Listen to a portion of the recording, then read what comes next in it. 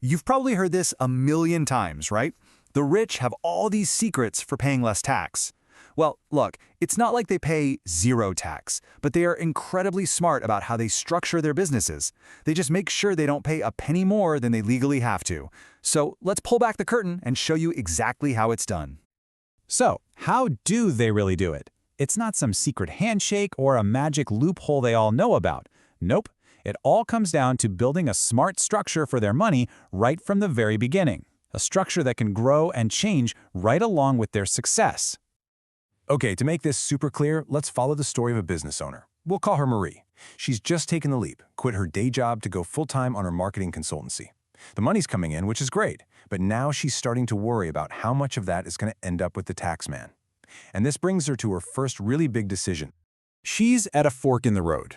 Should she stay as a sole trader, or should she set up a limited company?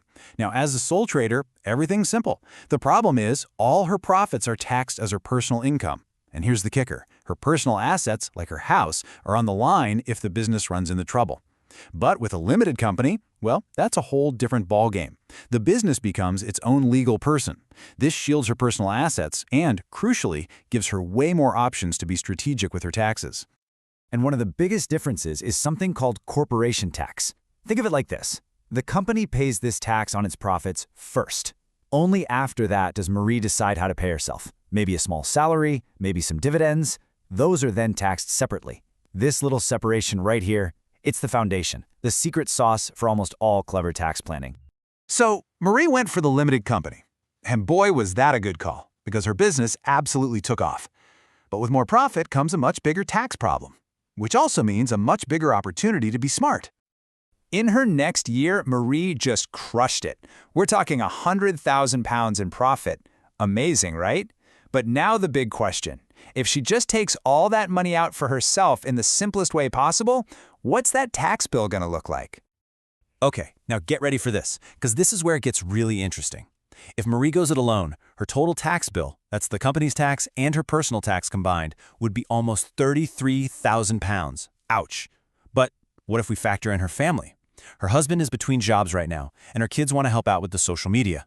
By making them shareholders and paying them a real salary for their work, she can use their tax-free allowances.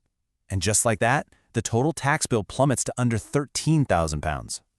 That's a 20,000 pound saving in a single year. Just let that sink in for a moment. This isn't some dodgy scheme. It's about legally using the tax allowances that are available to her entire family. I mean, she was going to give her kids money for their expenses anyway, but this way it's done efficiently before the tax man gets to take a huge slice of it.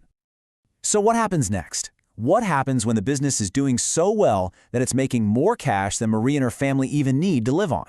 Well, this is where the truly wealthy play a completely different game. It's time to build a financial fortress. She introduces something called a holding company. Now, that might sound like a big, scary corporate thing, but it's really not. Just think of it as a parent company that she and her husband own. And this new parent company now owns her original trading business. This is the exact same strategy that huge corporations use, but it's totally accessible to small businesses too. And this just perfectly illustrates the power of that structure. Her trading company can now pay its extra profits up to the holding company as a dividend. And guess what? There's no more tax to pay on that transfer. That cash is now safe and sound in the holding company, protected from any risks in the day-to-day business. And from there, she can reinvest it. Maybe she wants to buy a property in a separate company, what's called a special purpose vehicle, or SPV. Or maybe she wants to fund a brand new business idea. All the profits can flow up into that one central pot to be protected and redeployed. It's brilliant. Now you might be thinking, that's great for Marie, but what about me, right now? Well, this is where things get really urgent.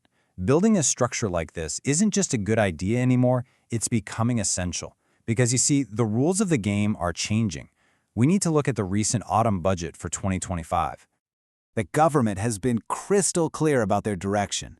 They've literally said they're going to continue to raise revenue from sources of wealth. That means they're targeting income from assets, from property, and from investments.